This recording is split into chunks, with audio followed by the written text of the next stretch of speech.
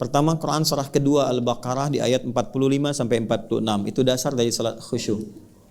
A'udzubillahi minasyaitonirrajim. Allah berfirman, Bismillahirrahmanirrahim. Wasta'inu bis-sabri was-salah.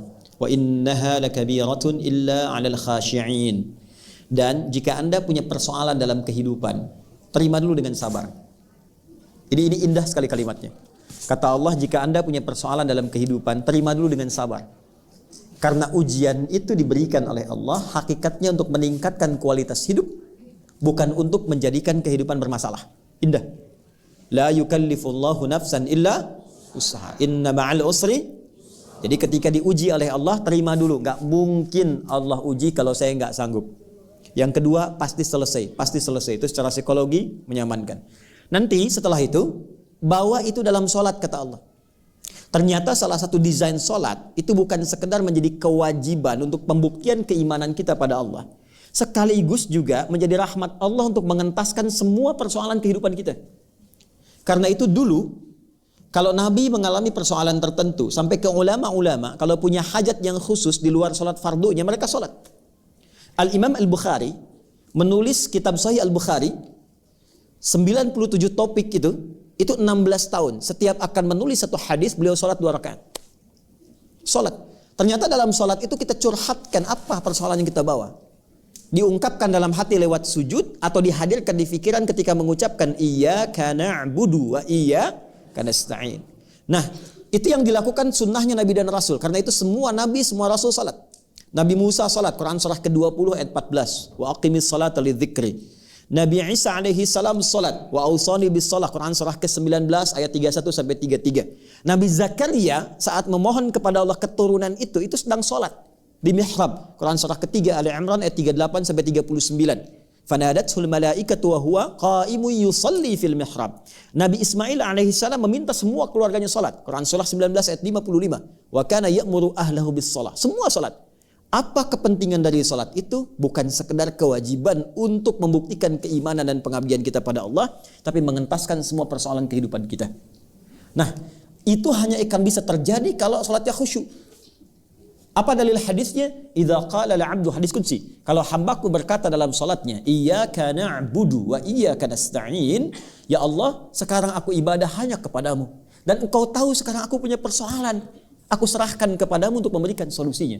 Qala Allah azza wa jalla, kata Nabi, Allah langsung menjawab kalimat itu, hadza baini wa baina 'abdi wa li 'abdi ma sa'al. Ini perjanjian antara aku dengan hambaku. Kalau hambaku khusyuk benar sampai di sini salatnya, baru sampai bacaan iyyaka na'budu, baru sampai bacaan iyyaka na'budu wa iyyaka nasta'in, khusyuk benar salatnya, wa li 'abdi ma sa'al. Apapun yang dia minta aku akan kabulkan. Itu salah satu rahasia salat dalam Al-Fatihah. Makanya Al-Fatihah menjadi rukun. Nah, pertanyaannya bagaimana salat yang khusyuk itu? Maka jawabannya di ayat 46-nya. Alladzina yadhunnuna annahum mulaqu rabbihim wa annahum ilaihi raji'un. Khusyuk itu, kata Allah, akan terlihat sebelum hamba itu menunaikan salat. Jadi khusyuk dibagi 3 prosesnya, ya. Pra salat, sedang salat, pasca salat. Jadi khusyuk dimulai sebelum salat, akan terlihat ciri orang khusyuk itu. Bagaimana cirinya? Alladzina yadhunnuna annahum mulaqu rabbihim. Orang khusyuk itu saat akan sholat, dia sudah bersiap-siap merasakan akan menghadap kepada Rabbnya. Rabb itu tingkat tertinggi yang memberikan segala dalam berkehidupan.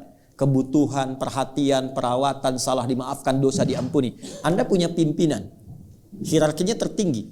Ketika akan menghadap pimpinan, tampilannya beda kan?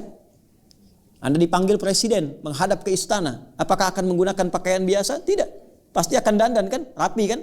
Makanya orang khusyuk itu, kata Al-Quran, akan menghadap Allah, sudah merasakan yang tertinggi yang memberikan segalanya untuk saya. Maka dia siapkan dari penampilannya pun beda. Quran surah ke-7 Al-A'raf ayat 31. Ya bani Adama khudhu zinatakum 'inda kulli masjid. Hai anak cucu Adam, kalau sudah tiba panggilan dari masjid, Allahu Akbar, kenakan pakaian terbaiknya. Orang khusyuk itu dari pakaiannya kelihatan. Dia siapkan yang paling baik. Tidak harus mewah, yang paling baik, yang paling layak, yang paling nyaman. Dia siapkan wangian untuk laki-laki. Ya, dia usahakan mendapatkan yang maksimal. Dari mulai berpakaian sudah kelihatan. Yang kedua, wa annahum ilaihi raji'un. Yang kedua, dia rasakan sebelum memulai sholat. Sholat itu boleh jadi menjadi yang terakhir dia tunaikan dalam hidupnya. Jadi kalau pengen khusyuk, tips yang kedua, rasakan saat akan sholat. Boleh jadi ini adalah sholat yang terakhir yang akan ditunaikan. Makanya Nabi sebelum sholat sering mengatakan, "Shollu sholatan muwadda." Kata Nabi, sholatlah kalian sekarang seperti sholat perpisahan. Bapak Asep ada di sini? Asep ada? Kalau ada saya ganti. Ini pasti nggak ada nih. Cepi ada? Hah? Ada? Nggak ada ya? Baik. Pak Cepi dipanggil Allah. Apa artinya? Tinggal kan? Makanya ujungnya wa annahum ilaihi rajiun, ujung 46. Wa annahum ilaihi rajiun. Baik, azan itu artinya apa? Panggilan. Panggilan dari siapa? Allah. Berarti kita semua dipanggil siapa? Tahu kapan kita akan kembali? Tidak boleh jadi dalam sholat itu kita pulang. Tidak ada yang paling indah kepulangan itu kecuali dalam ketaatan. Dan yang paling indah bukankah saat sujud? Insya Allah. Sujud. Tiba-tiba ya ayyatuhan nafsul mutmainnah. Hilang. Mau begitu? Nanti asar ya, sebentar lagi. Kan sekarang belum. Sabar ya Bu. Udah. Tenang dulu, pelan-pelan dulu ya. Jadi yang pertama rasakan. Ini sholat yang akan mengantarkan pada kepulangan. Sehingga mengondisikan jiwa kita untuk pasrah kepada Allah. Nah, kemudian setelah itu apa yang dilakukan? Takbir. Perhatikan baik-baik. Saya masuk ke pokoknya. Takbir. Wa rafa'a yadayhi khadwa mankibaihi. Hadis riwayat Muslim hadis 397 dari Abu Hurairah, sahabat pelakunya Khalad bin Rafi' Az-Zuraiki, diajarkan oleh Nabi, angkat tanganmu sejajar dengan bahumu. Ada yang begini? Nanti di riwayat lain di Ibnu Majah ada yang begini, sejajar dengan daun telinga. Tapi semuanya begini. Artinya apa? Ketika Anda mulai bertakbir menghadap ke arah kiblat, buang semua urusan dunia ke belakang, pasrahkan diri pada Allah. Itu rahasianya. Jadi kalau ingin khusyuk, dunia jangan dibawa. Kalau sedang takbir tuh angkat, buang semua urusan dia ke belakang, jangan dibawa. Problemnya sekarang, orang sholat dia bertakbir tapi dunianya masih ikut. Lisannya Allahu Akbar, tapi di kepalanya motor Hu Akbar, mobil Hu Akbar. Yang sekarang paling dahsyat, status Hu Akbar. Ya, sehingga teringat terus. Ada yang tega membatalkan hubungannya dengan Allah hanya untuk meneruskan hubungan dengan makhluk. Allahu Akbar, tang ting tung ting tang ting tung. Halo? Terus ketika dia berdoa nuntutnya luar biasa, ya Allah, tolong kabulkan. Angkat, buang ke belakang. Nah, di fase ini hadis Abu Daud, ini Nabi yang menyampaikan. Ingat ya, saya runtutkan betul. Ketika Anda belum sholat, itu sudah akan terasa pengen khusyuk. Tapi ketika sudah mulai bertakbir, kata Nabi, fayaqulu syaitanu, maka setan akan datang membisikkan. Namanya khanzab. Udhkur kada. Ingat ini, ingat itu. Anda sekhusyuk apapun, kalau sebelum sholat, itu kuat. Tapi setelah bertakbir, bisa muncul di kepala itu. Nah, itu setan mulai bekerja. Hatta, hadisnya teruskan, hatta la yash'ura lil musalli kam rak'atan yusalli, sampai ada orang sholat lupa berapa rakaat sedang menunaikan sholatnya. Itu hadis. Ya. Kalau nggak percaya, nanti sholat asar ketika Anda takbir, bahkan kalimat itu akan diulang. Akan ada yang membisikkan di telinga Anda, itu setan. Itu setan itu yang membisikkan itu. Sudah mulai muncul. Untuk mencegah itu caranya bagaimana? Pindah ke Quran surah 29 ayat 45. Ini yang tadi saya tuliskan. Saya yakin Anda tengahnya hafal tapi awalnya jarang dibaca, itu problemnya. Saya cek ya, tengahnya pasti hafal. Innas salata tanha. Tuh. Yakin saya. Coba baca awal ayatnya. Tuh. Padahal innas salata tanha 'anil fahsya'i wal munkar itu hasilnya, kuncinya awalnya. Utlu ma uhiya ilaika minal kitab wa aqimis shalah. Itu awal ayatnya. Utlu secara cepat karena waktunya terbatas, dari kata tilawah. Ada qiraah, ada tilawah. Kalau qiraah cuma baca, secara umum maknanya membaca tidak menuntut pemahaman. Itu qiraah. Orangnya disebut qari. Kalau Anda ada acara, ada pembaca Quran disebut qari kan? Kan dia cuma baca kan? Tidak menerjemahkan kan? Baik, tapi kalau bacaan itu menuntut kita untuk memahami dan mengamalkan apa yang dipahami, itu namanya tilawah. Karena itu biasanya kalau ada qari baca, di sampingnya ada penerjemah untuk memahamkan. Siapa namanya? Sari tilawah. Mungkin boleh jadi waktu itu yang pertama kali tilawah Bu Sari, makanya Sari tilawah. Kalau Pak Heri maka menjadi Heri tilawah. Karena bahasa Arabnya cukup tilawah, nggak ada sarinya gitu. Asalnya begitu. Tilawah itu artinya baca, pahami, amalkan. Rumusnya kata Quran, kalau baca saja iqra, kalau pahami, amalkan utslu. Maka ayat yang mengatakan, hey sebelum sholat, pelajari dulu semua bacaan sholat. Pahami. Kalau sudah paham, jadi ketika tangan mengangkat, lisan bicara Allahu Akbar, fikiran menerjemahkan.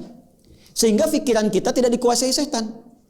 Allahu Akbar, fikiran menerjemahkan Allah Maha Besar, hati meresapi, ya Allah, aku sekarang mengikrarkan Engkau Maha Besar, tapi bahkan sebelum sholat aku merasa besar dari orang lain, sombong dari kawan, angkuh dari pasangan, merasa yang paling terhormat lebih daripada orang lain. Aku bertaubat ya Allah. Maka Anda katakan, Allahumma ba'id baini wa baina khataayaya kama ba'adta bainal masyriqi wal maghrib. Ya kecilnya itu pengakuan, ya Allah, aku mengakui selama ini aku banyak salahnya, tapi aku memahami Engkau banyak rahmatnya. Maka mohon jauhkan antara aku dan kesalahanku di hari kiamat nanti, sejauh Engkau jauhkan timur dan barat yang tidak pernah bertemu satu dengan keduanya. Karena setiap kesalahan akan dipertemukan dengan pemiliknya. Wa may ya'mal mithqala dzarratin syarran yarah. Ya, kita minta dijauhkan. Kalau perlu ya Allah, hilangkan dengan es yang sangat dingin, bil ma'i wath thalji wal barad. Atau kita katakan wajjahtu wajhiya lilladzi fataras samawati wal arda hanifan muslima wa ma ana minal inna salati wa nusuki wa mahyaya lillahi rabbil la syarika lahu wa bidzalika umirtu wa ana minal muslimin. Itu dalam sekali. Ya Allah, aku taubat. Aku hadapkan diriku pasrah sepenuhnya kepadamu. Sungguh ya Allah, kalau sampai saat ini aku hidup, aku sholat, aku ibadah, atau Engkau wafatkan, dalam sekali. Wa mamati itu maksudnya begini, atau Engkau wafatkan aku sekarang dalam sholat, aku ikhlas. Tapi bila Engkau beri kesempatan aku hidup setelah ini, bimbing aku ya Allah untuk patuh kepadamu dengan sempurna. Wa ana minal muslimin. Jadi kalau kita paham, itu baru keluar kalimat Allahu Akbar bisa gemetar. Itu yang terjadi pada Abu Bakar As-Siddiq. Jadi beliau itu kalau sudah bertakbir itu sudah menangis. Dan sudah merasakan konektivitas yang kuat dengan Allah. Makanya Ali bin Abi Thalib radhiyallahu ta'ala anhu, ketika terluka di kakinya, ya, ada yang mengatakan kena anak panah. Ya, maka ketika akan dicabut sakitnya luar biasa. Ada satu sahabat mengatakan, saya tahu bagaimana dan kapan saat mencabutnya. Maka ketika sholat dicabut anak panah itu dan tidak berubah ekspresi beliau, diam, seakan-akan tidak ada apa-apa. Biasanya kalau level imannya sudah tinggi luar biasa, itu sampai bahasa hatinya pun terkoneksikan dengan arasy yang sangat tinggi. Kisah nyata dari orang-orang soleh. Dulu masih banyak buku-buku tentang orang-orang soleh. Bapak Ibu sekalian, ada seorang alim, solehnya luar biasa, abid. Jadi kalau alim ulama saja, abid itu rajin ibadah. Dia malam-malam keluar untuk berperjalanan. Tiba-tiba kemalaman, singgah dia di tepi hutan, istirahat. Malam dia bangkit sholat. Ketika sedang akan menaikkan sholat, mulai bertakbir, Allahu Akbar, datanglah harimau yang sudah siap menerkam gitu. Maka dia katakan, ya khalqallah, hei makhluk Allah, jika memang aku adalah rizki yang telah Allah tetapkan untuk kau makan, silahkan terkam aku senyamanmu. Tapi jika memang aku bukan rizki yang telah Allah tetapkan untukmu, maka jangan ganggu ibadahku. Bukan jangan makan aku, jangan ganggu ibadahku, atau aku mohonkan kepada Allah untuk menghancurkan kau saat ini juga. Atau apa yang terjadi? Binatang itu pergi meninggalkannya, langsung pergi begitu saja. Maka dia kemudian melanjutkan ibadahnya. Ketika konektivitas itu tinggi, khusyuk itu mendalam luar biasa, jawaban datang dan kalimat yang disampaikan begitu sangat luar biasa. Walam yakhsha illallah, nggak ada ketakutan, nggak ada kemapanan kecuali konektivitasnya hanya Allah. Kalau ingin merasakan sampai ke titik itu, nanti malam cek ya, begitu sholat ada nyamuk misalnya nempel, hei nyamuk, kalau memang ini rezeki yang Allah tetapkan untukmu, sedot yang banyak. Tapi kalau bukan, jangan ganggu tahajud saya, atau saya mohonkan kepada Allah untuk menghukum engkau dan menghancurkan kau saat ini juga. Kalau dia langsung pergi, bagus. Tapi kalau dia betah, nah, tes kembali. Jadi kurang lebih demikian ya Bu ya.